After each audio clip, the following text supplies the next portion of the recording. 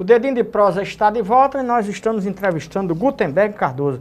Gutenberg, quais foram os programas que você ancorou em Cajazeiras que fizeram sucesso? Bom, o primeiro deles, depois desse com o Nonato Guedes, e foi na Alto Piranhas ainda, chamava-se Olho Vivo. Esse programa eu considero talvez o mais criativo programa, e era jornalístico, de meio-dia às 14h, e eu tinha como parceiro Gladyston Oliveira, que hoje é um comunicador em Fortaleza, já fez televisão, já fez rádio lá. A gente tinha uma sonoplastia muito especial, a gente tinha efeito. Esses efeitos sonoros que eu trouxe para cá, tudo foi dessa época do Olho Vivo. E do Gladyston, que era um cara que gostava muito disso. E o conteúdo também era muito polêmico. Esse programa ficou no ar durante uns 3 a 4 anos. A Diocese vendeu a rádio para um grupo privado, aí nós tivemos que sair, porque assim, a igreja é tida como uma igreja de esquerda, e a rádio se via à esquerda, e aí o bispo disse, essa rádio é um problema, eu vou vender. Então vendeu, aí nós todos... vendeu. E aí eu voltei para a rádio em 85, já na difusora novamente. Difusora Rádio Cajazeiras. Eu queria que você me falasse um pouco sobre a sua trajetória de radialista e jornalista durante a ditadura militar. Em Cajazeiras houve casos de perseguição, você teve dificuldades, como é que foi? Bom, nesse período, o que é que eu entrei na universidade. Foi um concurso que eu fiquei em segundo lugar, o primeiro lugar foi Ica Pires. Ela assumiu, mas eu me mexia com teatro, que nosso instrumento de luta em prol da democracia era através do teatro. E quando podia, rádio. Como o rádio foi nos roubado, a rádio foi vendida e ficamos sem rádio, então vamos para o teatro. Com o falecimento de Ica, naquela tragédia, aquele acidente, eu fui para a universidade e começamos a militar também. Em música, festivais da canção,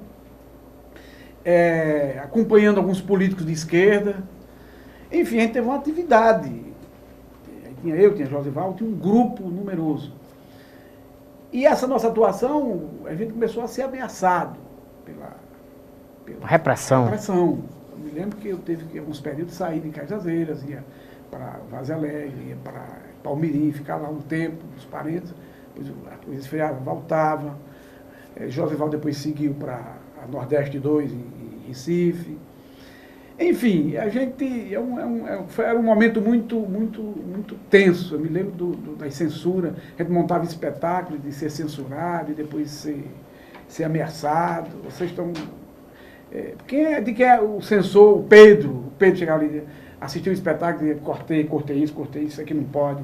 Cortava tudo. Quem é o autor desse texto? É você? Rapaz, você, cuidado. Na cara do freguês, né? Assim. Aí a gente ficava, garoto, a gente ficava com medo muito grande. Eu me lembro que eu fiz uma música no Festival da Canção, que essa música era uma denúncia social, o nome da música era Francisco José, denunciava um crime, e ela tinha um contexto. A música foi classificada na primeira noite, para a final, e foi para a final, na hora H, o intérprete sumiu, que era um violeiro lá. Sumiu porque a repressão foi lá e disse, não canta essa música não, você vai ter problema, tudo. E a gente não pôde classificar. Então, teve muitas cenas, assim, de repressão. E depois a solidariedade da Cajá, que a gente também se movimentou, com Bosco Barreto, os comícios de esquerda, quando ele foi candidato a senador. Quando ele foi preso, a gente também protestou. Como é que foi o episódio da prisão de Bosco Barreto? Teve a história da bomba do Apolo 11, né, que... todo mundo ficou sendo suspeito, quem era de esquerda era suspeito. Quando a bomba, na verdade, foi de direita, para gerar um fato. O Bosco estava no cafezinho São Brás, a Polícia Federal chegou e levou, e Bosco não resistiu, e aí os movimentos de esquerda começaram a se organizar, tudo, e ele foi levado. E aí a gente veio aqui para João Pessoa, fizemos protesto, os advogados todos se mobilizaram, lá também na cidade se mobilizaram, porque Bosco não tinha nada a ver com esse tipo de ato. Mas findou que ele saiu, ficou provado que ele não tinha nada, mas ficava sempre olho. Bosco, tudo que fazia tinha problema. Nas cidades do interior, principalmente, existe sempre disputa entre grupos. Por exemplo, a banda de um colégio disputa com a outra. Havia essa disputa nas emissoras de rádio de Cajazeiras, e quem disputava o quê? Bom, na verdade, a disputa sempre se deu na época, entre a Alto Piranhas e a Rádio Difusora. Na sua época, você era da rádio... Não, quando eu estreiei, foi na Alto Piranhas, né? Alto Piranhas. Não, estreiei Era você e quem nessa época? Era eu, Nonato Guedes, Aloísio... Nonato Guedes, Aloísio...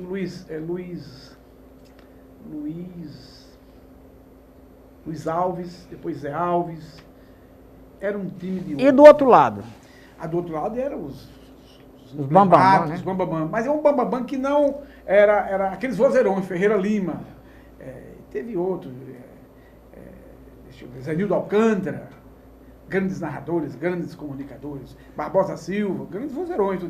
Mas não tinha esse tipo de programa que nós... Tinha muita voz e pouco conteúdo. Não, conteúdo até que tinha, mas eram privados. Não podia...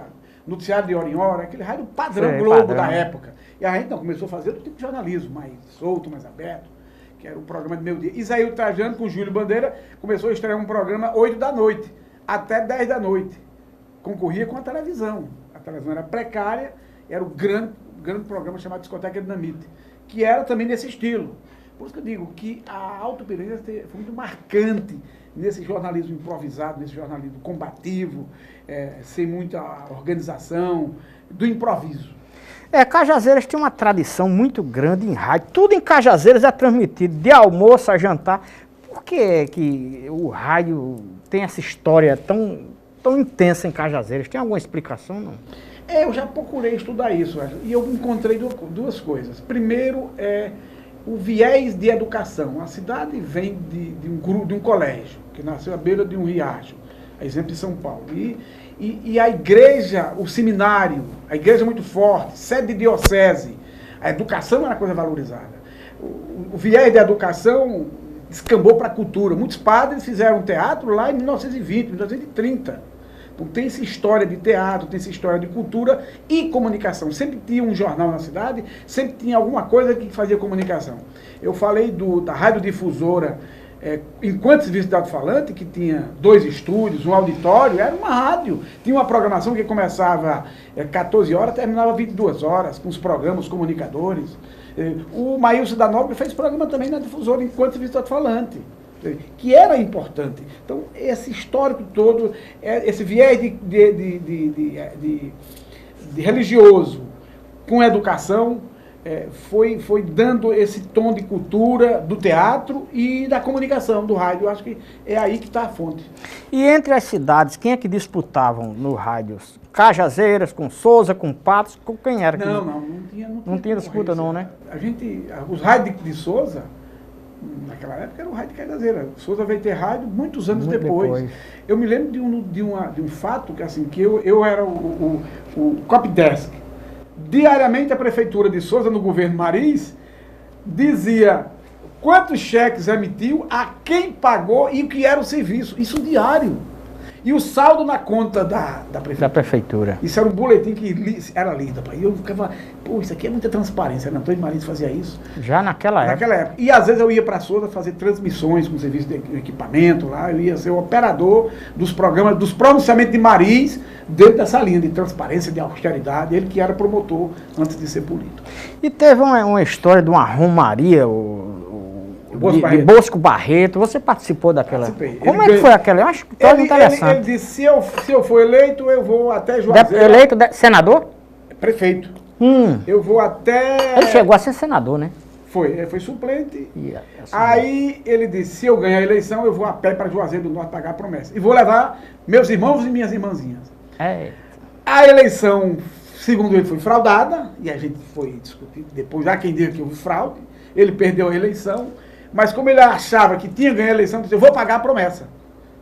Não sou prefeito porque o roubo, aí esculhambou com todo mundo. Mas juntou 2.000 pessoas. A gente dormiu uma noite em Milagre, depois fomos dormir já na entrada do Juazeiro do Norte, até que no terceiro dia... A pé? A pé, tudo a pé. Dá quantos quilômetros mais ou menos? 200 quilômetros. Vixe, nossa. Mas aí era uma festa. Passava por cada cidade, aí veio a imprensa de Fortaleza, de Recife, filmava. E haja mídia. Confusão, tudo. Tinha muita cachaça também entre os eleitores dele, tinha muita fusaca, foi um movimento interessante. Pois é, o papo está muito bom e daqui a pouco a gente volta. Fazer um breve intervalo e estamos de volta já já.